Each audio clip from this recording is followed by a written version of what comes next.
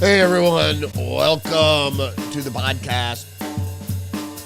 It is Tuesday, January 6th, 2025.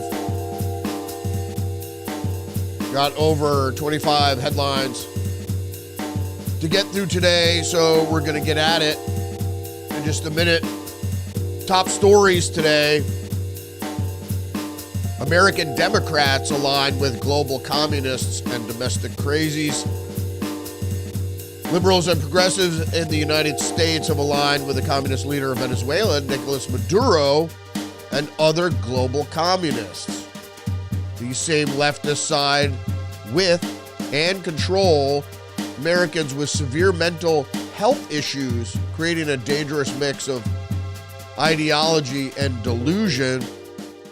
All right, thanks for joining me today. As I said, it is January 6th, Tuesday. Probably won't have an episode of Tuesdays with Perry tonight. You might hear from my voice, I'm suffering from a little bit of a sinus infection. So, I might not make it. All right, as I said, we have 25 headlines to get through today. It's a little bit of a slow news day, given what happened with Maduro. And so they want the White House, at least the administration wants that to soak in a little bit. And the Democrats are trying to come up with a cogent response, but it doesn't look like they've been able to do that. So why don't we get ahead or go ahead and read the news.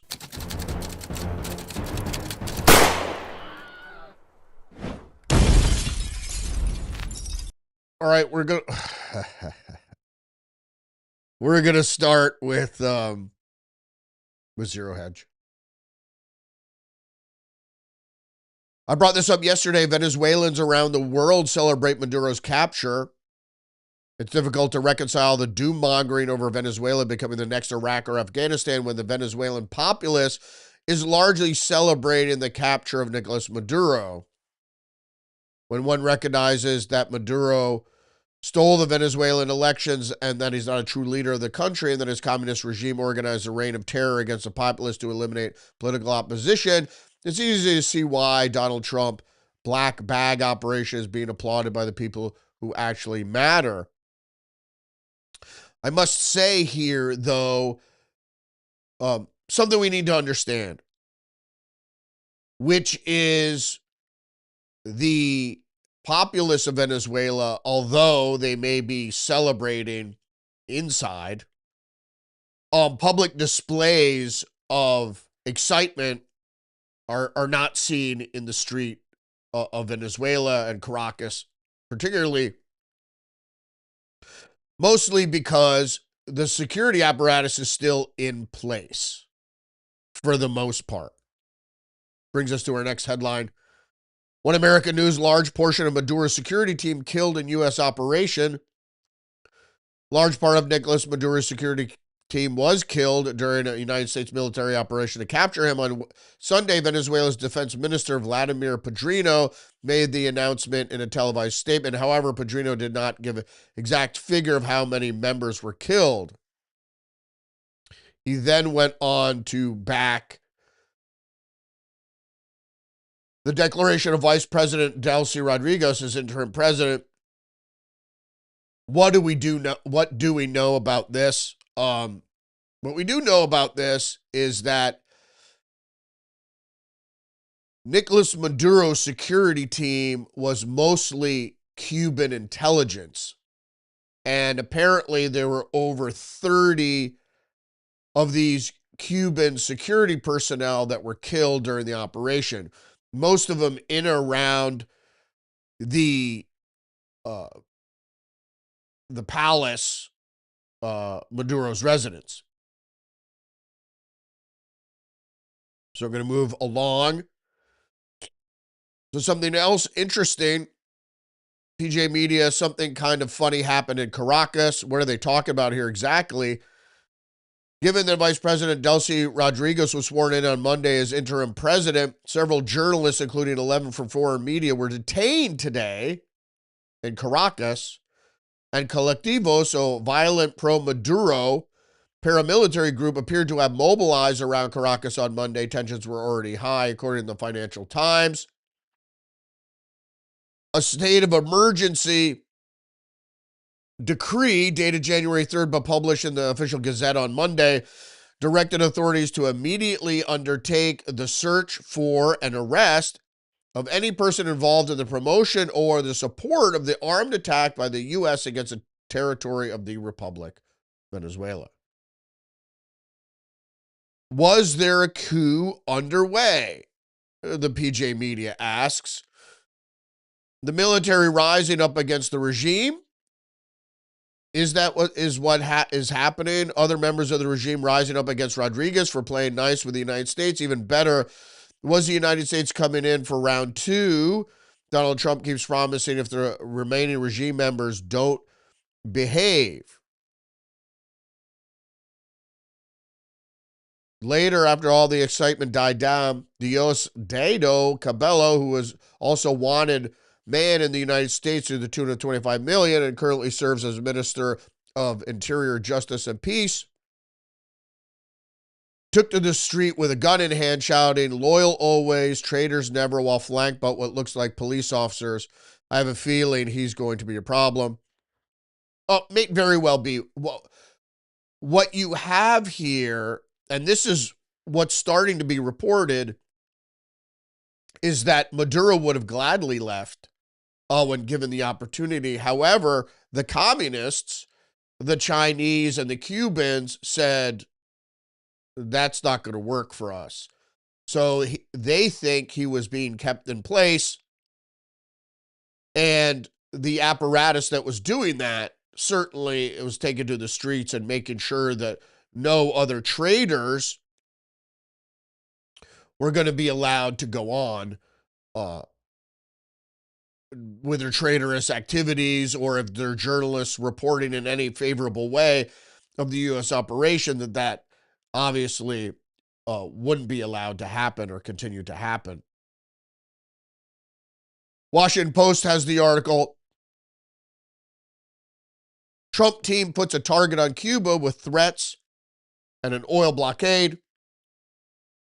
Within hours of the operation in Venezuela, long before the government in Havana acknowledged it, phone calls and texts across the island spread the news that dozens of elite Cuban security forces had been killed guarding Maduro, as I just said. Now we have it straight from the Washington Post. But by the time it finally released a statement Sunday saying that 32 of its military and security personnel were dead in Caracas, Cuban government had a bigger problem on its hands. Both President Donald Trump and Secretary of State Marco Rubio made it clear over the weekend that the collapse of the Cuba's communist government was not only a likely side benefit of Maduro's ouster, but a goal. Which, if you didn't know, I said yesterday that Marco Rubio's family is from Cuba. I don't think we need to take any action at all, Trump said as he flew back from Washington from his extended Florida holiday break. Without Maduro and the oil supplies Venezuela provided, Cuba looks like it's ready to fall. Perhaps. Marco Rubio was on Face the Nation and other talk, Sunday Talk on Sunday, and he made it perfectly clear that there's going to be no love lost if the communist regime in Cuba fell. Whether this is all going to transpire, the thing is, the head of state of Venezuela has been taken out. How it all shakes out, we're not going to be putting troops on the ground in Venezuela. Yeah, that's for sure. That's a surety. But there's more. According to Daily Express US, Colombian President rages, "Come and get me, I'm waiting," in huge taunt to Trump. Colombian President Gustavo Petro, also a communist, issued a stark warning to Donald Trump after the capture of Nicolas Maduro sent shockwaves around the world. Yeah, I mean, Colombia has been problematic for some time. If you didn't know about the historic relationship between the United States and Colombia, there's been a lot of tension. So if you didn't know, the United States supported a revolution, a Panamanian revolution. See, Panama used to be part of Colombia, and then the United States instigated, some say, but supported a revolution of the Panamanians, specifically so we could build the canal. The relationship has been tenuous for some time, given the drug war, the amount of coca that's harvested and made into cocaine there, and its shipment into the U.S., et cetera, et cetera. But you have to understand that there is communism. It's not just a contagion. Communism is a conspiracy, a global conspiracy. And so all the communists work together to further communism. It's part of the Communist Manifesto. It's internationalism, is what we know as globalism. And as I explained many times before, the communist conspiracy is controlled opposition. Basically, it's run by corporations and big business and rich individuals. So that's your only alternative to corporate fascism. So go be with the communists if you want, but all it is a lesser standard of living for everyone. And they bring up the ladder of success, so everybody else is a serf unless you work for major corporations. And I'm not saying that all corporations are evil or anything like that. I mean, you need business to provide a robust economy, to raise standard of living, et cetera. But I'm not going to digress into that. I want to get into what's more important here, which is the fact that Just the News is reporting Democratic lawmakers decry Trump's Venezuela operation as an impeachable offense. New York Democratic Representative Dan Goldman, no surprise there, on Saturday called for the House Republicans to join the chamber Democrats in impeaching President Donald Trump over the operation, even though there's no precedent. President Donald Trump's unauthorized military action in Venezuela is unconstitutional, not really, dangerous, not really, and an impeachable abuse of power, no, it's not. Congress alone has the authority to declare war. It's not a war, and Trump is once again ignoring the law to serve his own interest. Illinois Democratic Representative Delia Ramirez also supported the calls for the Trump to be impeached and urged lawmakers to pass Minnesota Democratic Representative Ilhan Omar's War Powers resolution, which failed in both chambers last year. Fox News. First of all, the Democrats don't know what the fuck they're doing. And as the military action rests solely in the hands of the Democrats. And the reason he didn't go to the Democrats is because they would have leaked it to Maduro. Because as I said, it's a conspiracy among communists. In this country, they call themselves Democrats. And they certainly would have leaked it because it would have been far better for them if Trump's military operation failed. Yes, they would wish America to fail. That's how far this goes. Okay, Fox News Nobel Peace Prize recipient Machado pledges the return to Venezuela, sees alarming eternal crackdown, in which we just covered. The opposition leader says at least 14 journalists have been detained in an alarming 24-hour period. Yeah, of course, as I just mentioned. The regime is going to be in a little bit of disarray. And there's going to be some sort of power struggle there, of course. But I wouldn't suggest that Machado return to Venezuela. She pledges to, but now is not the time, obviously. We have to see how this all shakes out and whether or not Rodriguez is going to play ball with the United States, as I said previously. Also, the New York Post has the headline, Venezuelan opposition leader declares she would love to personally give Trump her Nobel Peace Prize. It was impossible to achieve what he has achieved, which is impossible to think that Maduro would ever be deposed, and he certainly was. Like I said, that's an easy enough operation. Not that easy, but very skillfully done. Maintaining this kind of regime change and nation building thing is always has been a mistake. Always. Because as many people have lamented with Iraq, when they put Paul Bremer in there, they're like, all right, we're the authority now. Oh, that didn't work out too well, obviously. Just the News has the headline, Red Rage, Chinese propagandists promote Maduro arrest protests organized by CCP-linked network. Chinese state propaganda outlets are promoting U.S. protests against the Trump administration arrest of Venezuelan strongman Nicolas Maduro. The protests appear to be organized by a Chinese Communist Party and linked to financial network in the United States. Of course. After this weekend's U.S. military-led operation capturing Venezuela's leader and sending him to the U.S.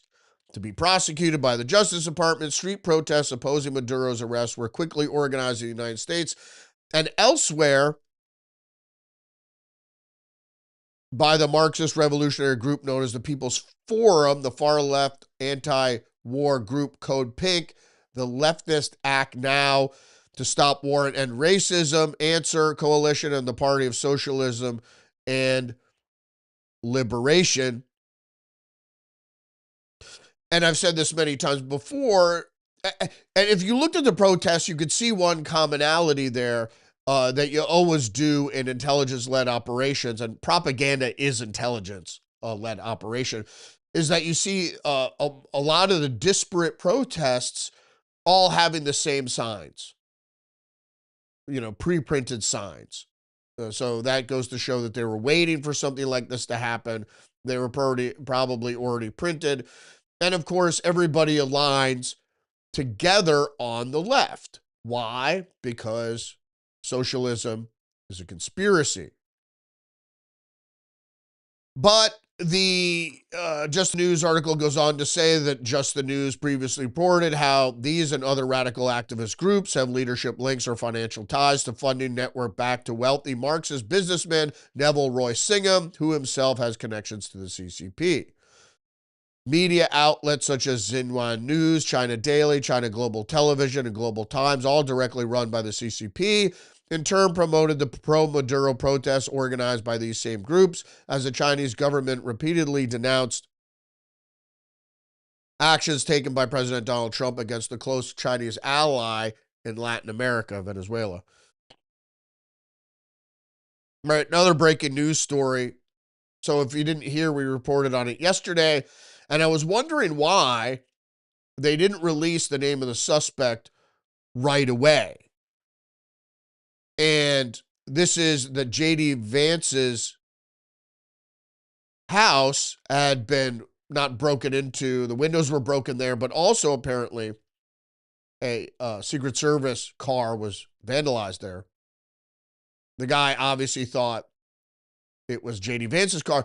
In any case, I thought at first, his name wasn't released because he was a minor, because they showed his picture. Man arrested for attempted break-in of J.D. Vance's Ohio home identifies as trans, no surprise.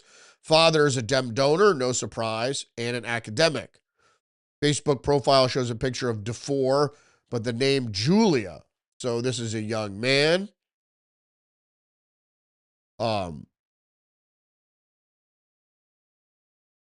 William DeFore.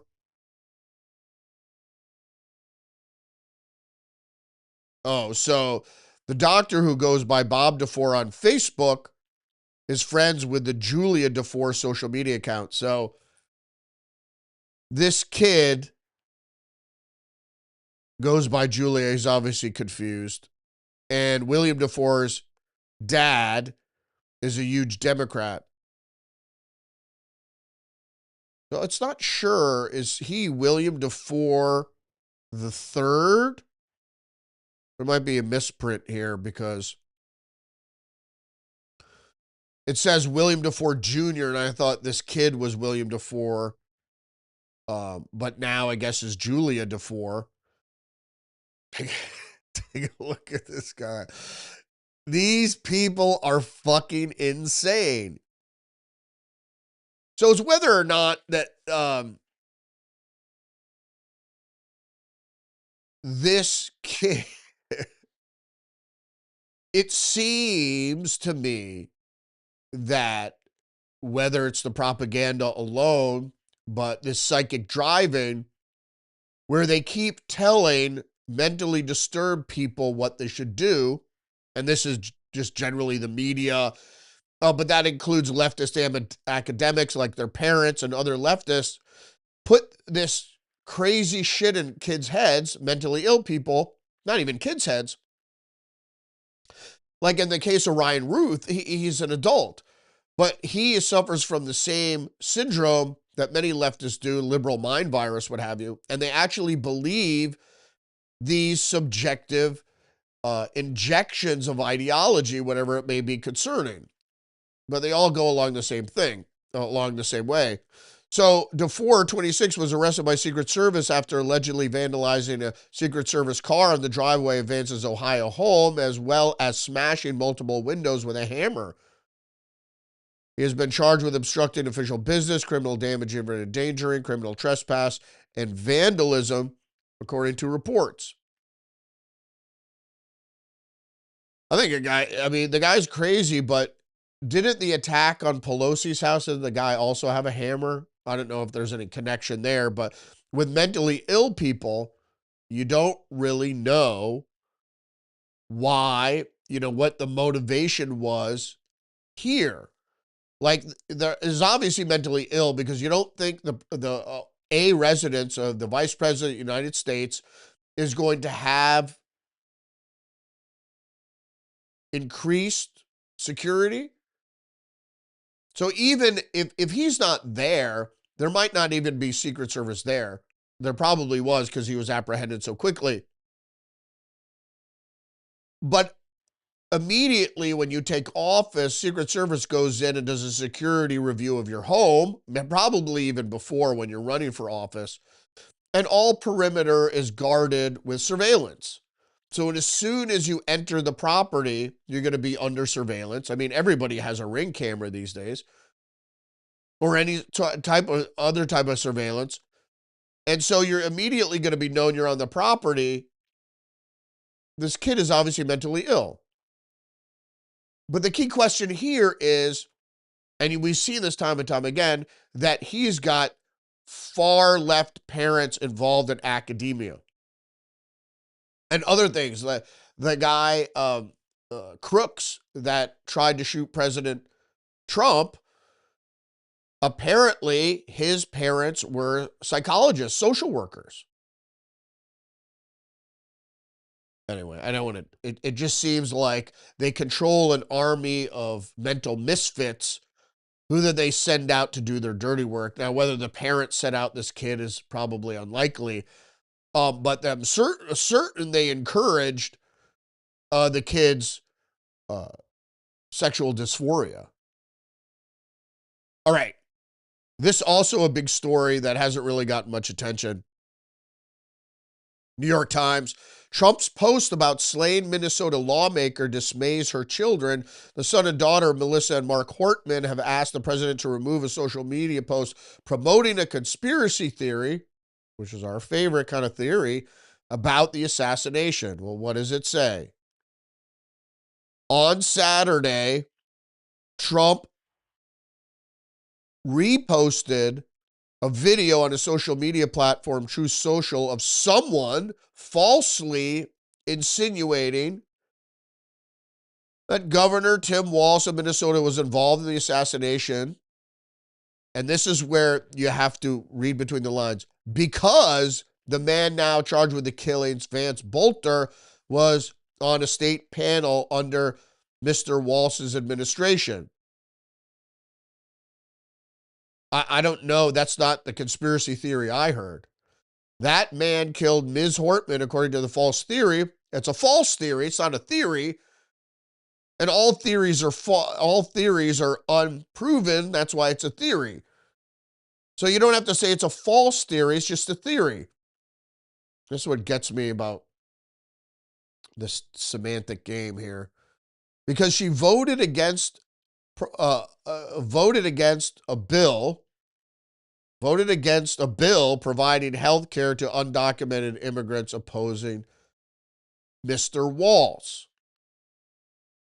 But what the theory is insinuating was that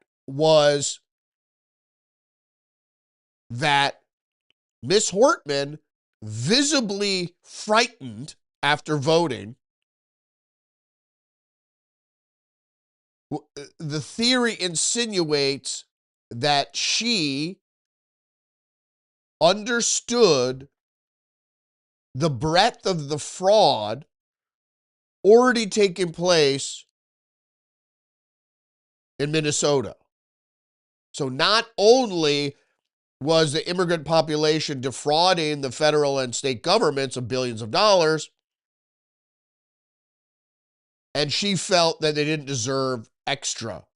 So she voted against, she was a Democrat who voted against providing health care to illegal immigrants. And that's why she was killed. It goes on to say, in truth, the authorities have said Mr. Bolter trafficked in conspiracy theories. Again, how many times are you going to say conspiracy theory? And before his arrest, he wrote to the FBI claiming the shootings were part of a conspiracy involving Mr. Walz and the state Senate seats. Mr. Bolter had pleaded not guilty. So they're not clear on here. They said the truth is that, yes, there was a letter written by the assassin who said that Tim Walz, the governor of the United States, had hired him or got him to murder these state Democrats because, and in retaliation, because they voted against no health care for illegal immigrants. And probably very likely that Ms. Hortman knew about the ongoing fraud in the immigrant community. That's the insinuation, is that Hortman knew about the fraud, and so obviously so did Walz, and I've said this many times before.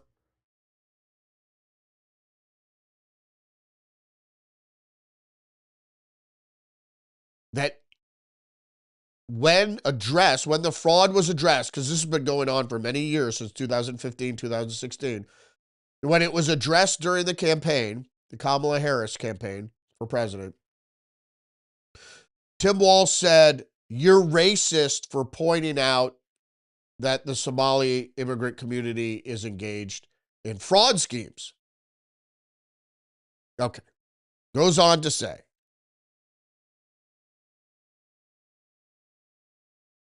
my father and mother, Mark and Melissa Hortman, and their dog Gilbert, were killed by a man who believed conspiracy theories and fake news. There we go again.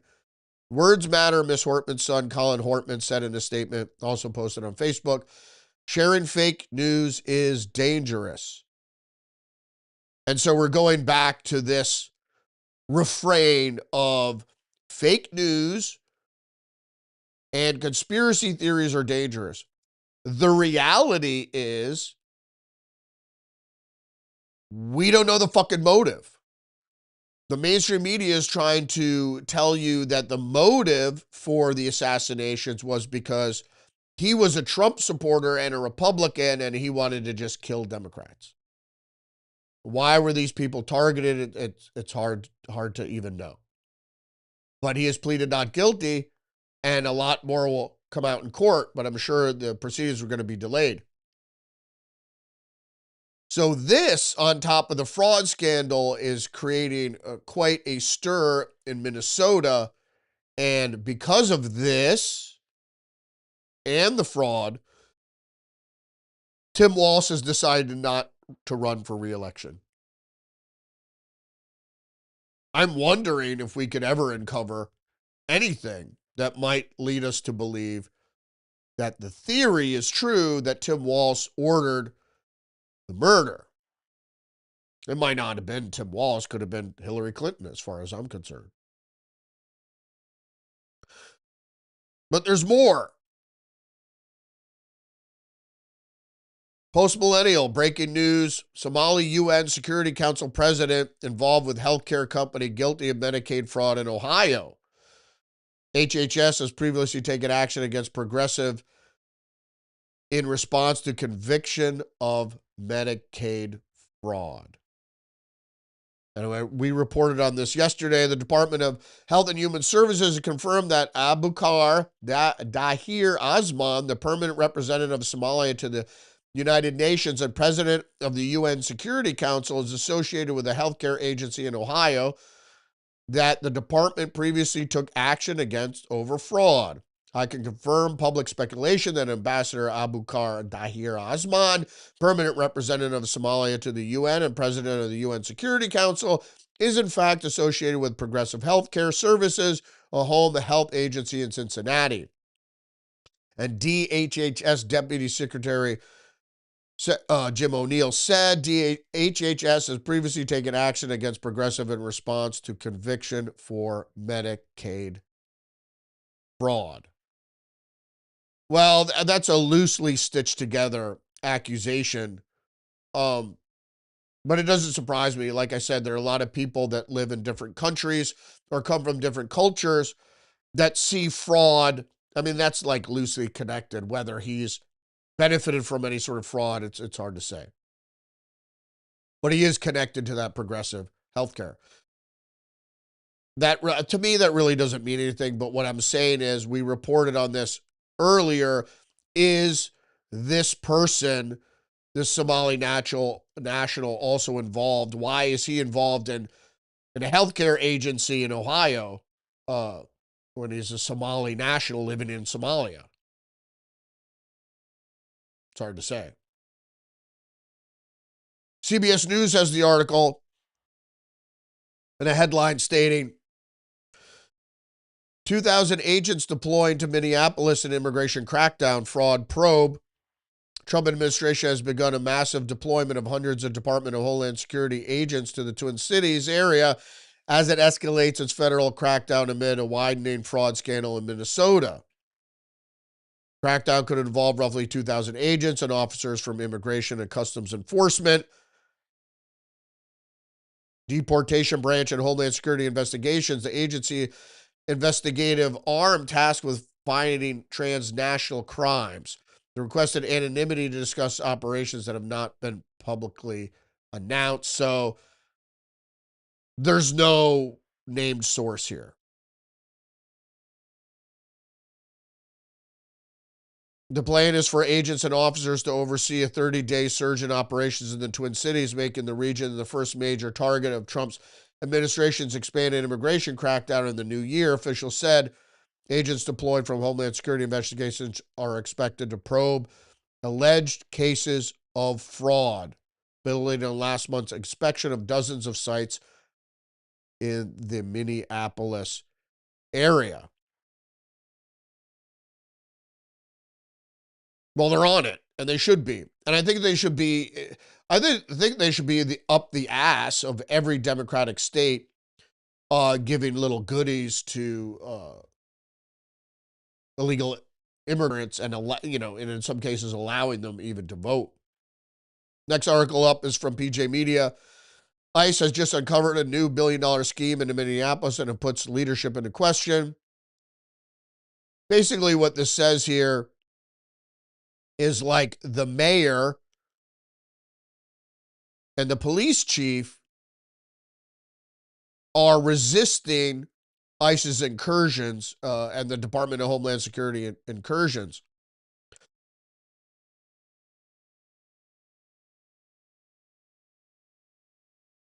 And they just reiterate a little bit of the same what's going on there. But this is also a big story. New York Post, DHS accuses Minnesota Hilton of maliciously denying service to ICE agents as massive federal operation kicks off.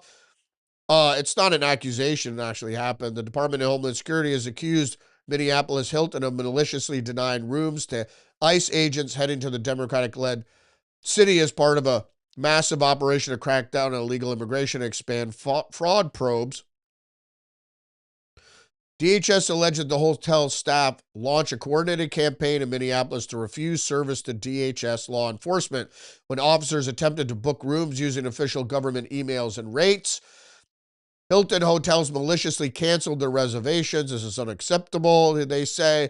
After the further investigations online, we have found information about immigration work connected with your name, and this is what the Hilton people said, and we'll be canceling your upcoming reservations. We have noticed an influx of Gov reservations made today and have been for DHS, and we are not allowing any ICE or immigration agents to stay on our property. No, you can't do that. It's illegal. You can't fucking discriminate. If you are with DHS or immigration, let us know and we'll have to cancel your reservation. In response to an inquiry to the Post, Hilton said the independently owned and operated hotel's decision was not reflective of their values. So Hilton says no. The hotel is independently owned and operated, and these actions will not reflect Hilton's values. We have been in direct contact with the hotel, and they have apologized for their actions of their team, which was not keeping with their policies. Indeed. These people are crazy. Yeah, because it doesn't matter. You can't discriminate if you run a business, right? You reserve the right.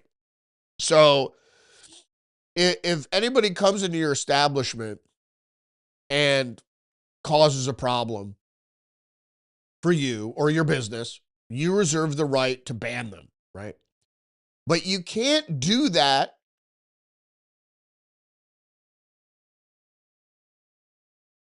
using discrimination. You just can't do it. You can't say, well, I don't even know you. You've never stayed here before, but I just don't want you to come here. Can't do it. It's not allowed. See, the liberals claim one thing, and then on the other hand, they do the exact thing they claim to oppose. I was going to go over this article, but after I read through it, this next article here, Zero Hedge, rugged individualism versus collectivism versus community, the truth about the right. And what I didn't like about this article is they go through what individualism is, and it doesn't really exist, and individuals are just lonely, and people are social animals. That's not what individualism is. Individualism is the fact that I'm an individualist, right? But it's not like I shun society. I'm not adhered to it. I don't get lonely. Like I could go to a restaurant by myself. I go to a movie by myself. I could be by myself and it doesn't cause anxiety. What individualism means is that the smallest, it gives a nod to people that may be a little antisocial, but that individuals who shun society perhaps should not be, for lack of another word, ostracized. But the law has to govern around the smallest minority, which is the individual. So you, as an individual, have the right to X, Y, and Z, right? Rules and laws aren't given to groups. It's the one and the all and the all and the one thing. You have to have the one and you have to have the all. Those are the extremes. But they didn't get into that. They started talking about, oh, you know, Hannah Arendt and the individualism and its relation to society and all this crap. That's not what it's talking about. It's just, if you're an individualist, that doesn't mean you don't like social settings or what have you. The problem with socialism in its ideal, it's supposed to be for the all, and usually it turns out to be for the groups. All right, next headline is from the Washington Times. New report shows 25% drop in deaths of on-duty law enforcement officers. That's great. But the best stat here is officer firearm fatalities dropped by 44, a decrease of 50% from 52 in 2024, and the lowest number in at least a decade. Good news. Post-millennial viral video shows trans male masturbating in women's bathroom at California Planet Fitness. Should have called the cops. Oh, I don't have text for that? Okay. Yeah, some guy was jerking off them. First of all, you shouldn't be masturbating in a public bathroom. Period. Sexual deviancy shouldn't be permitted and is not normal. Right?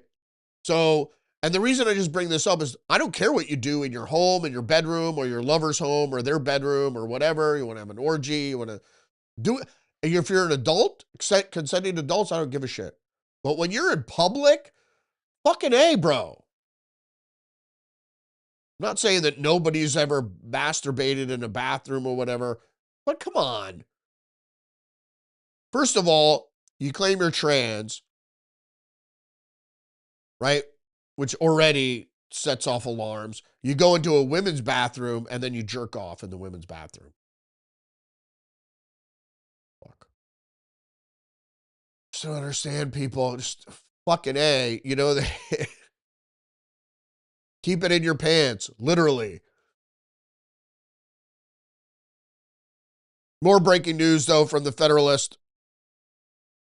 Pentagon moves to demote Mark Kelly for seditious video. Thank God. Pentagon has initiated proceedings to demote and dock the pay of Senator Mark Kelly, Democrat of Arizona, retired Navy captain, after his participation in the seditious video telling American warfighters to refuse lawful orders. Actually, in the video, he said unlawful. From the President of the United States, Secretary of War Pete Hegseth announced the proceedings in a social media statement on Monday. In response to Senator Mark Kelly's seditious statements and his pattern of reckless misconduct, the Department of War has taken administrative action against Captain Mark Kelly. The department has initiated retirement grade determination proceedings under Article 10 USC 1370, with reduction in his retirement grade resulting in corresponding reduction in retirement pay.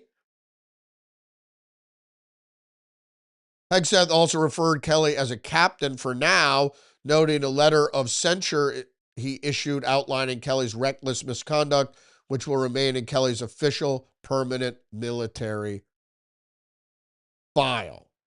Good. Fuck Mark Kelly. As far as I can't stand this. He is the head of a terrible, intelligence-sponsored snake of anti-Trumpism. It's like Chris Murphy in my state. Every time Trump does something, he comes out, oh, Trump is so awful. Trump is this, Trump is that. They are, in that very behavior, they're seditious. Trump is the president now, right? You could say I don't agree with Trump's decision to whatever, to go get Maduro. But you can't just every fucking second that Trump makes an utterance, you come out on social media or in the TV news, oh, Trump said something. Oh, he's terrible. What did Chris Murphy say? that Trump has been acting illegally since he took office. That's not just misinformation, a misstatement. That's propaganda when you say that sort of shit. He hasn't been acting illegally. How? How so? Offers no evidence. He hasn't been acting illegally at all. Matter of fact, the Supreme Court has come down on his side time and time again. So that statement is erroneous. All right. Speaking of erroneous, Fox News, Jasmine Crockett says, fuck you to the Supreme Court over Texas redistricting decision. Texas representative launched Senate bid after new Texas congressional maps pushed her out of her district. Indeed, Representative Jasmine Crockett said, fuck you to the Supreme Court over its decision to temporarily uphold Texas' new congressional district. In a video posted to her YouTube account on Sunday, Crockett commented on what she claims are efforts by President Donald Trump and the Republican Party to rig the system ahead of the 2026 midterm elections using redistricting tactics. The districts were drawn on racial lines anyway, so they're just redrawing them. Obviously, Trump is still doing his bidding with these states, houses, and state senates and governors' mansions trying to rig the system. Kudos to Indiana for saying fuck you. Kudos for California for saying we're going to fight back. I don't like Jasmine Crockett. I think she's a foul-mouthed loser and has no business being in Congress because I think she's an idiot. But whatever, you know.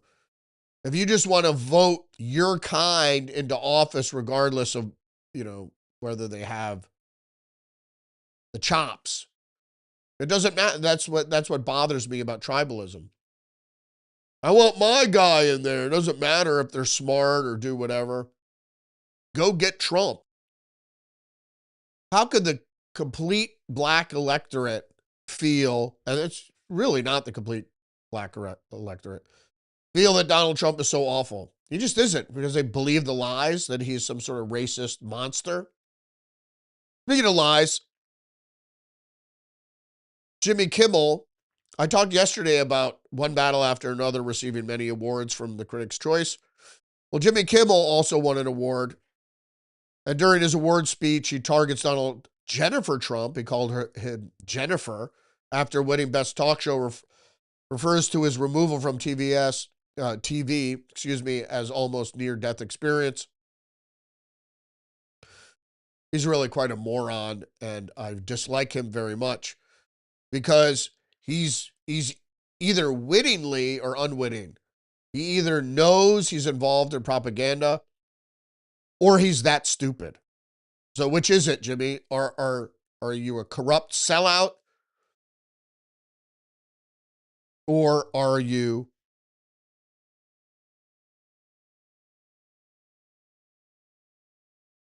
an idiot?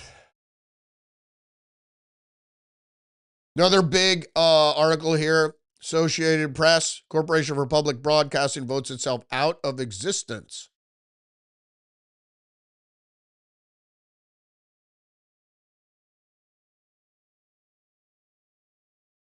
Leaders for the Corporation for Public Broadcasting. It says a private agency here, but it's really a private corporation is what it is, not a private agency. That's typical from the Associated Press. It's not a private agency. They make it sound like it's a government agency. Well, if it's private, it's not government. But they like to use those words, agency.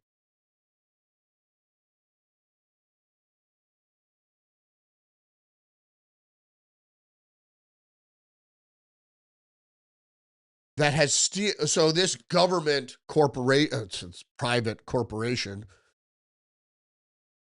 has steered federal funding to PBS and NPR, and hundreds of public television and radio stations across the country voted Monday to dissolve the organization that was created in 1967. So if you didn't know, they just took all the money and then they disperse it. not a private agency, it's a private corporation that took all this federal funding and dispersed it to public broadcasting stations. The CPB had been winding down since Congress acted last summer to defund its operations at the encouragement of Donald Trump. Its board of directors chose Monday to shutter CPB completely instead of keeping it in existence as a shell. Good. Fuck corporations that suck at the tit of the federal government, especially in this capacity, especially in this day and age, you know? Because it's not, especially public broadcasting represented, was not objective or representative of one political point of view. Terrible. I'm winding down as well. Excuse me. New York Post. We were left to burn 1 year after the Palisades fire. Been nearly 1 year since the devastating wildfire tore through the tight-knit coastal enclave of Pacific Palisades in Los Angeles. But the anger in the community hasn't cooled. It's hardened. Residents who lost their homes, neighbors, and entire blocks say the blaze did more than just burn through the community. It ripped the lid off government failure, years in the making. I have so much rage against the administration, not just LA, but statewide. Survivor Trish Allison told the Post, I don't know how these so-called leaders go to bed at night thinking they're good people. We were left to burn.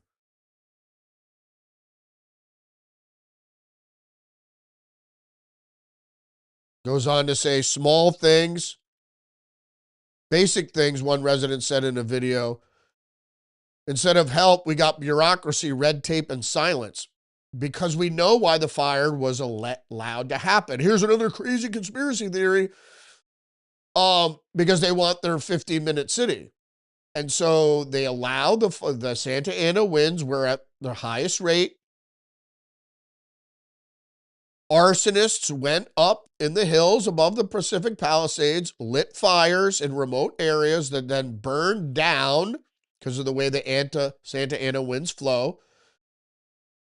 And complicitly, the government decided to, at the time of these Santa Ana winds, to empty a reservoir specifically created to fight wildfires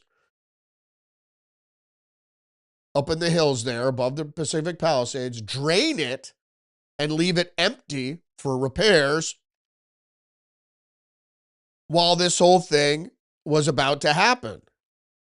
And then suspiciously, the mayor of Los Angeles, a Cuban communist, fled the country. Also, fire engines were not staged properly. Nothing was done. So fire hydrants weren't working, et cetera, et cetera. And we saw this happening previously in other areas of California. Of course, we saw it in Lahaina, in Maui as well. It's just happened. Hey, welcome back, Scooby and Scrappy.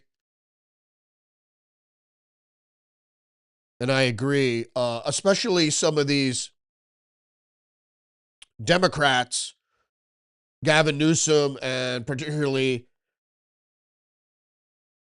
Karen Bass, the mayor of Los Angeles, still, I don't know why she's even still in office, were negligent, without a doubt. And I don't know why heads of the state, or particularly heads of LA, were grossly incompetent, were grossly negligent, and should be held for that, should be sued.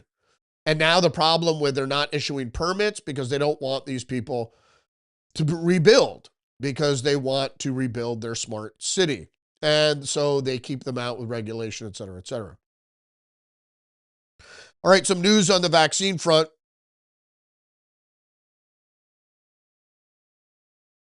RFK Jr. scales back the number of vaccines recommended for children. Federal health officials now recommend that children be routinely inoculated against 11 diseases, not 17, citing standards in other wealthy nations. Indeed, Associated Press chimes in. U.S. cuts the number of vaccines recommended for every child. A move slammed by physicians. Oh, yes.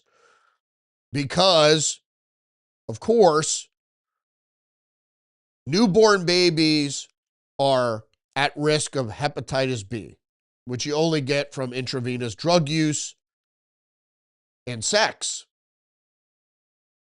So children really aren't exposed to those things. So that's the issue. So it goes on to say the U.S. took unprecedented step Monday of cutting the number of vaccines it recommended for every child, a move that is leading medical groups to said that would undermine protections against half a dozen diseases. Not true. Okay, so the recommendations, what happens with recommendations is that means for your kid to go to school, they must get these shots. So people hear recommendations and they think a different thing. So the problem is, and I know people who are homeschooling and because of divorce are being forced to send their kids to public schools and they don't want to get their kids vaccinated. So now it's 11 versus 17, which I guess is a little bit better. I mean, you can understand measles, you can understand measles, mumps, and rubella, but there are many more. So the article goes on to say, the change is effective immediately, meaning that U.S. Centers for Disease Control and Prevention will now recommend that all children get vaccinated against 11 diseases that no longer broadly recommended as protection against the flu. Not really, because it never works because they don't have the strain right. Rotavirus, hepatitis A, hepatitis B, and some forms of meningitis are RSV, which these children are not at risk from these diseases. Instead, protections of those diseases are only recommended for certain groups deemed high risk, or when doctors recommend them in what's called a shared decision-making. Yeah, because high risk is if your mom is an intravenous drug user and has needles all around the apartment, maybe the child should have it. Or if your parents might have hepatitis, et cetera, et cetera. The main thing was about hepatitis and the argument wasn't there. Meningitis, it's very rare. And RSV certainly is young children that are healthy are certainly aren't at risk from RSV. Thanks for joining me today. Don't forget to engage the channel, like, subscribe, leave a comment, share the podcast. Thank you, Scooby and Scrappy, for joining me today and chiming in on the live chat. So, no Tuesdays with Perry episode tonight. Sorry about that. I got the sinus infection and it's dragged me down. But do join me every day, Monday through Friday, live streaming at 10 a.m., Rumble and YouTube. Remember, you're under attack psychologically, biologically. So stay hip to the trick. I appreciate you. I'll see you tomorrow. Respect.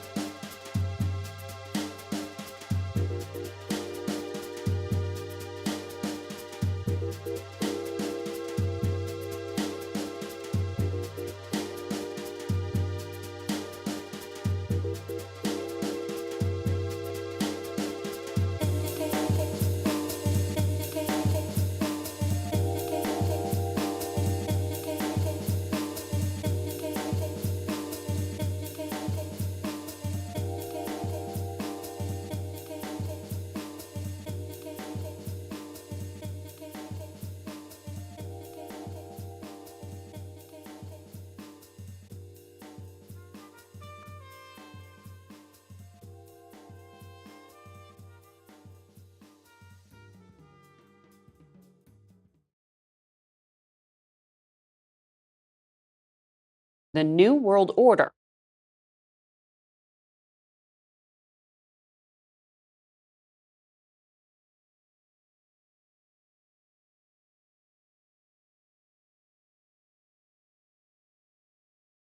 This is all a conspiracy. Don't you know that it's a conspiracy?